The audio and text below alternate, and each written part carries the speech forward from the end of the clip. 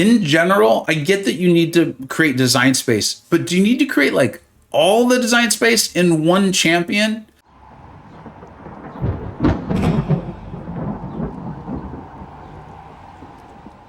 Hey, welcome back to the channel. All right, it is Wednesday, November 20th, and this video, we're going to cover like all the game modes. We're going to cover everything going on in the game, everything that I think is pertinent, and there is a big win for Kabam, but I think it's incredibly important that me and you got to go to the comments, you got to fill this out, right? And as we always talk about, don't come in angry, don't come in hot, because it's so easy to just like dismiss it. Come in, give your thoughtful feedback, because it doesn't matter. There's no like objective truth here that like Kabam is right. The idea is they need to be right in making a game that's challenging us enough that we find fun, we're excited about it. The depth of it is something we are pumped up on. You got to let them know, you got to help them out here. And then it's incumbent upon them to look at it, to read it, to look at their numbers, what's actually going on, and go from there. Now, this is 60 frames per second. And I'm going to be showing this clip over and over because I do think it's awesome. This is a big win. Okay, it and of itself, I think, is massive. I love it. I just came back from my meetup in Austin. Got to watch a lot of people play. We did battlegrounds tournaments, those sorts of things. And then even just as a viewer, not even playing, it looks great. And then this fight in particular, I want you to see it. You're going to see, I'm going to start off by blocking Ant-Man special. I'm going to get punished. And then I'm like, no, it's 60 frames per second. This goes back a little bit. You can tell by the meta that I was like, no, I can evade these things now, right? Like I feel more comfortable and confident. And I think that's one of the biggest things that's come through is not only does it visually look better, it takes a little while for you to get used to like the speed. It feels slower in some ways. But I feel like I now have more control over dexes. I have more control over dexing specials, which brings me to point number one, Kabam. Point number one is I'm aware that some people can now consistently dex bullseye special one. And I think that's great. But here's like an incredibly important thing. Don't just be like, cool, now they can do that. Let's make some more of those that they can't dex, right? No one likes that. No one likes that. And I think I'm going to go ahead and say it because it's just something that I see used a lot is I know MSD is a phenomenal player. Okay. Do not use him as the metric for is this possible? Or you can use that for the metric is can a human do this? Do not use that for the metric of is this fun? Is this something cool and unique and exciting? And is this like great design? And for us to put that out and then ask our player base to do it. And when they can't, or when they're like, this isn't fun, I'm not enjoying this. This ask does not feel fair. It doesn't feel challenging. To then point out and be like, well, look, MSD did it with a 2-star. Be like, okay, great. Like that'd be like saying like, hey, we got this game, basketball, and Shaquille O'Neal can dunk on a 12-foot rim. Why can't the rest of you? We've moved the rim to 12 feet. It's just like, you can do that if you want, and you can feel like it's like an objective truth because Shaquille O'Neal can do it, a human can do it, but that doesn't mean it's gonna be enjoyable for the rest of us. And like, that would be one of the biggest things. I feel like so many of what I feel like are errors along the way over the past years and this year, right? Like Kingpin and the out of nowhere nerf to his special one and the ability accuracy was like, why? Like, why? Like, what about that made it feel like it was important for the longevity of the game? Like, were people really using Kingpin special one to hijack the game? Maybe they were, and you guys have numbers that show that and stuff, but by and large, I never saw it. And also, I happen to know that even someone like myself has known for a very long time that Kingpin could do it. So you've got a big win here. You've got this greatness in the 60 frames per second. Please don't allow this, though, to then make you go back and do the other things that we have not enjoyed over time. Today, literally today, it seems like emails went out for people to beta test MCoC on a CPU. The CCP, or at least some members, I don't really know all the rules on it. I know that I've been allowed to test it for a couple of weeks now. And I have to be abundantly clear, I have not been able to. I've just been way too busy with work. I've been way too busy with family. And then I was in Austin for about 5 days for work and then the meetup. I do want to say two things though that I think are really important. One, I like the concept and the idea. I like for the idea of people to sit here and play on PC. You understand what I'm trying to say? I think it can make streaming a little more visibly interesting, especially for someone like me who likes to talk into the camera, who likes to talk with you. You know, when I'm playing, it's just like head down and that sort of thing, and it's a very different pose than when I'm playing the game normally and naturally. And I like the idea, if I'm understanding it correctly, that we'll still be able to play on our phones, right? It's not like the computer's gonna be a significantly superior experience, and then you have a lesser experience on your phone, and therefore you're always wanting to come and play on your computer. I think transitioning this fully to a computer game would be a bit of a mistake, but we'll see. My understanding, though, is it's intended to be, you know, essentially the same experience, just how are you accessing it? So in general, I really like that. That in conjunction with 60 frames per second, I think is something that as time goes on, right, as players, we're aware that other games have better graphics and these sorts of things. So you upgraded that. That's awesome. Also probably brings in new players. I could see people who don't want to play mobile games for a variety of maybe very smart reasons, or like, okay, cool, I want to play the computer game. Now here's the other side of this though. Like, listen, I know, I saw it. I am aware. We got the email or the message a few months ago, it feels like a long time ago now, from the community manager at that time, telling us that we're just really bad at the game, that we're horrible and bad at the game. And I don't know if they were a good judge of how good someone is at the game, but that's fine. That's a different topic and no reason to beat a dead horse. And that we should stop like reporting people for cheating in Battlegrounds. It wasn't that people were cheating, it's that we're just bad. The players are really bad at the game. But additionally, as someone who plays the game in Mysterium and every once in a while in Celestial, people are clearly cheating. It's obvious. Like, it's like there's not much else. You can't convince me people weren't cheating. Like, I literally would play the cheaters and report them, and then they'd get banned. And I had employees be like, hey, thanks for pointing that out. Interestingly enough, we can't prove for sure that they were cheating in the match they had with you, although it did look really fishy. But in looking at like a variety of matches, it became pretty clear they were definitely cheating. And, you know, I'm in the CCP, so I see all the things that are reported and people getting banned. And so what I'm going here with this is it's obvious that people are cheating. We know that people are cheating. My understanding is you, Kabam, one, you're obviously doing a good job on it. The cheating in Battlegrounds is, it feels like less and less and less from, you know, years and years ago. So kudos to you. Way to go. Two is, you know, there's this soft cheating. And please, I don't know if you're going to make it so that people can't access Battlegrounds in war, basically PvP competitive modes, while using the computer. And I'll also admit, I don't know all of these things, but from what I understand, my little like initial research, some conversations I've had, playing on a computer may make it more likely for people to be able to cheat. And so if that is the case, I'm asking you, please be incredibly careful with how you roll out potential PvP on the computer, which I could also though understand though, you really wanting to allow people to access the full game on the computer. So there's going to be a bit of a tension there on the basically the motivations, right? Like if you have it on a computer, but people can't access the whole game and they still have to go to their phone, does that mean this is all designed to be played on both computer and phone? It's mainly phone and computers just for like your PvE sort of players. You will obviously have to figure that out. My big ask, like I said, I had two of them. Here's the second one, is please make sure you're incredibly safe with how you roll out PvP on the computers, especially if it's more likely to allow people to do this soft cheating, right? Like the obvious stuff where it's like in 5 seconds, sure. But this kind of soft cheating where it's around the edges and it just feels odd. And you look at it from a large enough bird's eye view, you can see clearly they are cheating. The next topic is defenders, right? I'm not going to harp on, you know, as a community, even myself, very early on, we're like, guys, this is horrible. We're not enjoying this. Please stop it. And for me, it was incredibly easy to see. Like as soon as we became aware, not only of the defenders, but the cadence with which they were coming out, it wasn't hard to see like, this is way too much.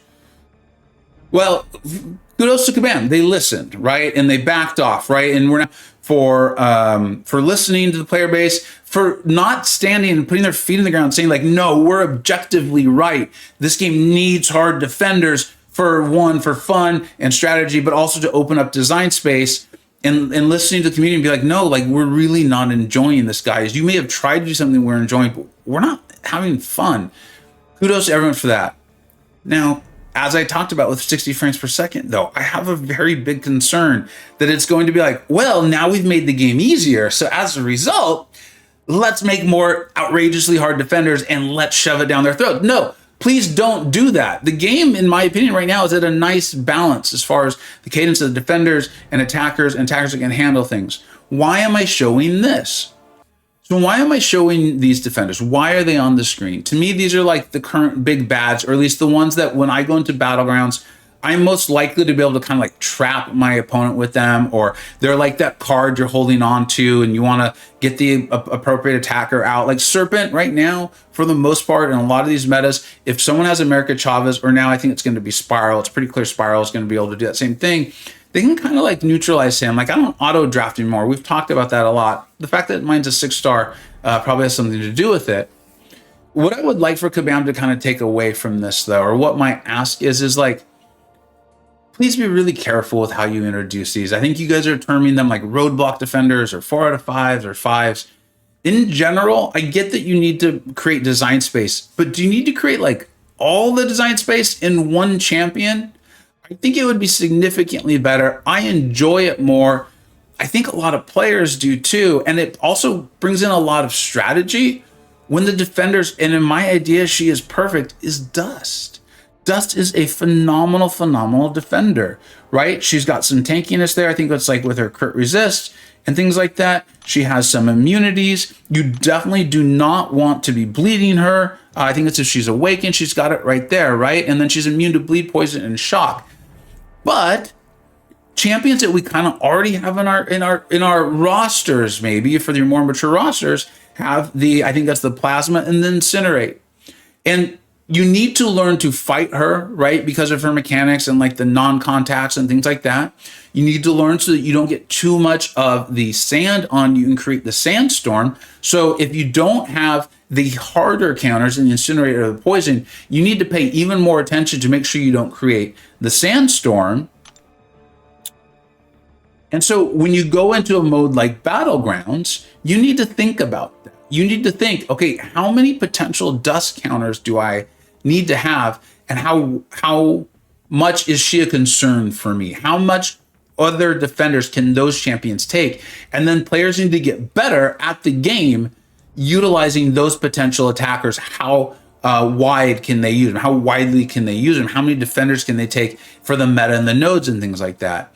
Dust can be made more difficult by a node set or a meta, but what it doesn't do is it doesn't take her and make her just like overly over the top, almost impossible, like Serpent was in the extend meta. So I'm not a designer. I'm not saying that I am. I'm not trying to supplant my knowledge from playing this game for yours. What I'm saying is that as a player, it feels like a significantly smoother experience where I can come in, learn to fight a defender. She's tough, she's new, make some adjustments to my Battlegrounds deck based on the meta and things like that.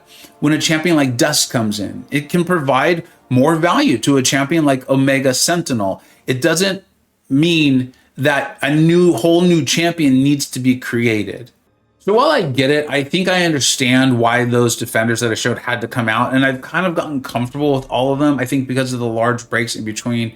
What I would ask is, we maybe only get like 1 or 2 of that variety of champion defender a year, and we get more of this. We get more of these dusts that just require us to learn their kit, to make sure we have some counters that probably already exist. And then it's upon us as players to really strategize, learn how they're going to fit in with the meta, and then how many attackers do we really need from them, and to make those strategic decisions as we go about building a Battlegrounds deck, or as we attack them in a quest, an EOP, or things like that, and maybe rank up a champion who's a little bit better for Dust. Cool, now I've got a champion who's got some incinerates, I feel good about it, and I can move forward. It allows us to more smoothly move up in the progress of the game, as opposed to feeling like we're behind, we're drowning, Now what do? Oh, cool. Spirals come out. We're going to be A-okay. Battlegrounds. I'm not gonna, again, I don't enjoy beating the dead horse here. A lot of like your even higher tier players, your Celestial 1 through like 4 or 5, has really hounded in on this. I know that there was a bit of a back and forth. I also get it that like big sales are coming up. We're getting all those free champions just for playing the game in December. It's been good. Like Dust, I think it's going to be via Battle Pass. So I understand all of that. Stores have been updated and things like that. And I also understand that like we get the trophy tokens for placing higher in Battlegrounds. And I also understand, and I do, because I'm someone who left Tier 1 War. Remember that I played Tier 1 War the vast majority of my time in this game. And I left it. And I understand that you can't actually reward us with in-game prizes and rank up materials for the amount of time. Because if you did, then sales would have to grow exponentially in order to continue to allow sales and in-game rewards to work to the way you want. I believe I understand that, or at least that's my working knowledge on it, or my working idea on it. That being said, as a Battlegrounds player, if you are, even you're competing in Mysterium, you're looking to rank for your champions. You're not looking to get 6-star Sig Stones or 6-star Awakening Gems. That's just not it. Just basically update it, okay? Because right now there is a lack of an incentive to play the mode. And I get it. I get it. You want us to play War and AQ and EOP and Incursions. The more well-rounded our experience is in the game, I think probably the more sticky we are as players, the more interested we are in purchasing in the deals and things like that. And that's totally fair and that's fine. And that also, I think, makes for a more fun, engaging game, right? Because if you just don't like a certain Battlegrounds meta, or when Battlegrounds is down for the off season, you don't want players just not logging in. I get that. I respect it. The game is better. I found when I myself focus too much on a single mode, I tend to enjoy the game less. So that's fine. But please step up the rewarding of players who are hitting those Celestials and the Mysteriums. Something cool, something to give them a chance to play. At the end of last season, I literally was watching Andrew the Ref just sit there, which should have been the most exciting commercial. Andrew the Ref streaming, trying to get C1 from Barrow, catch up to him, and he's just literally sitting there. It should have been an incredible commercial for not only Kabam, but for MCoC and for Battlegrounds. And instead, we just literally watch Andrew sit there. Those in the know, that like eventually some of the guys started playing. We got in, Barrow came in, Barrow won, phenomenal player. It was really, really cool moment, but that could have been hours of fun. Maybe, Barrow could have been streaming too. So just again, incentivize them to play the game would be my big ask. 2025 is a year that I really hope for a big jump forward in AQ. I know Rage was like a new mode and that sorts of things, but I think as players, we mainly file it under AQ. I mean, it's even in the AQ screen here. It's nice, but it's nice because it's not AQ. It's not, if you just enlisted Rage as like its own thing, people would probably do it for the rewards. That's about it. If the idea is just to get us to log in, and I think that was probably the original idea of AQ, was just to get people to log in, I just move it to a pure Rage format. It's not fun. It's not enjoyable. One of the things that even came up in the meetup, like more than once, and came up in my Alliance Line chat recently, is AQ is like a mode, and Rage is too, where you are literally punished for experimenting. We have this game with like hundreds and hundreds of champions, and we rank them up and we pull them and we want to use them for something.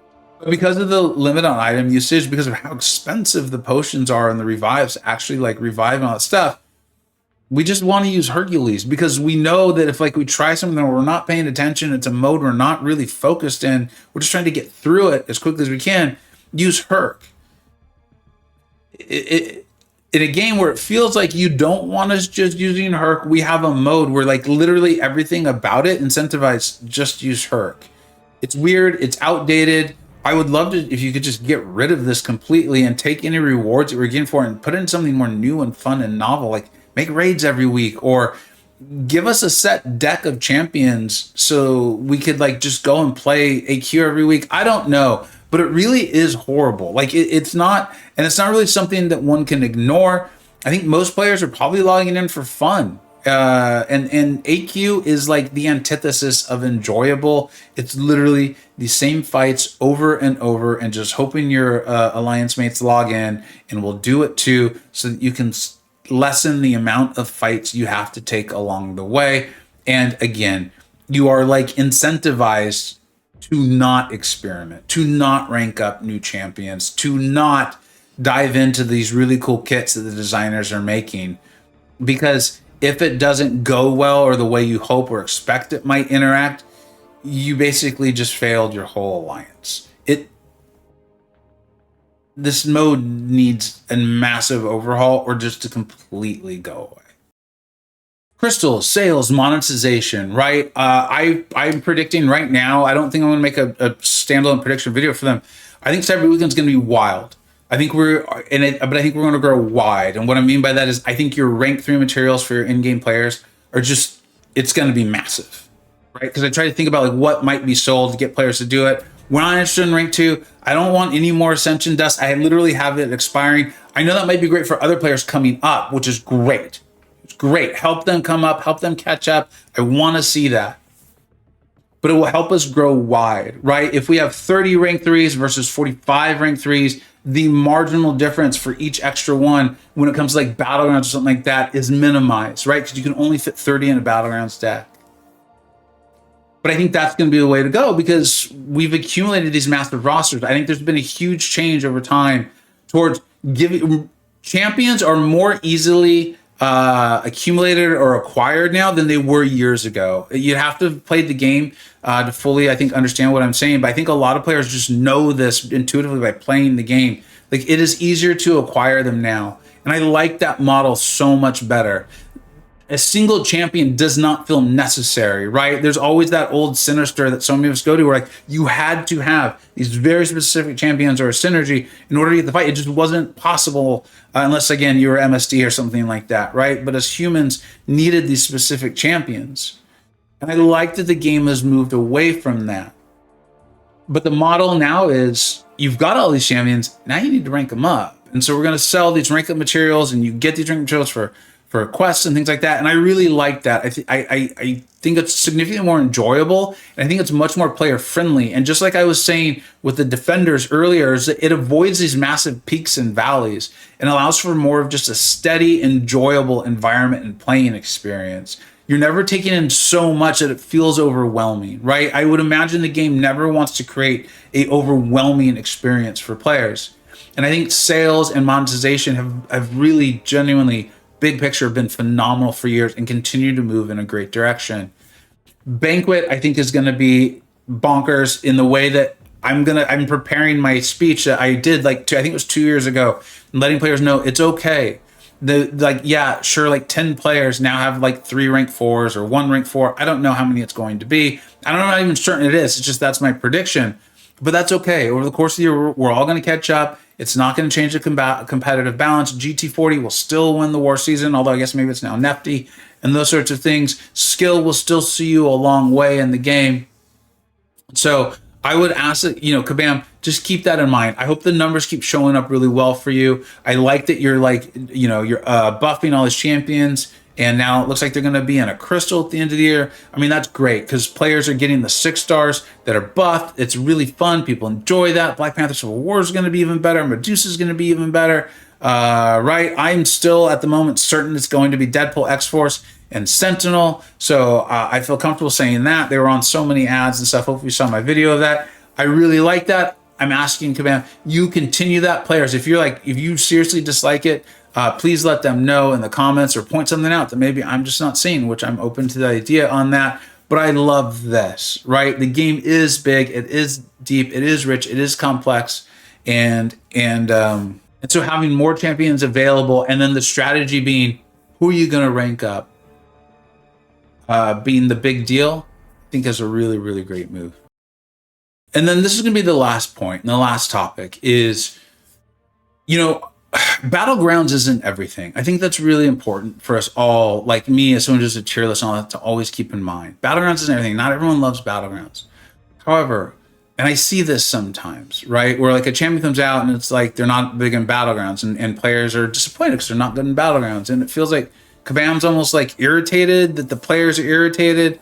And it's like, I really cannot recommend enough. I can't emphasize enough. Kabam, please understand. And this is why I also think the rewards in Battlegrounds need to be updated. And I think that should be something that's always pushing that envelope. It should always feel, or regularly feel, like they've just been buffed, right? Because and I'll explain that why is, keep in mind that for me, and if you guys numbers that I think are that are different, I'm open to the idea. But Battlegrounds is the only mode of the game that a player can log in daily and have a novel experience. That is it. It is the only single mode like that.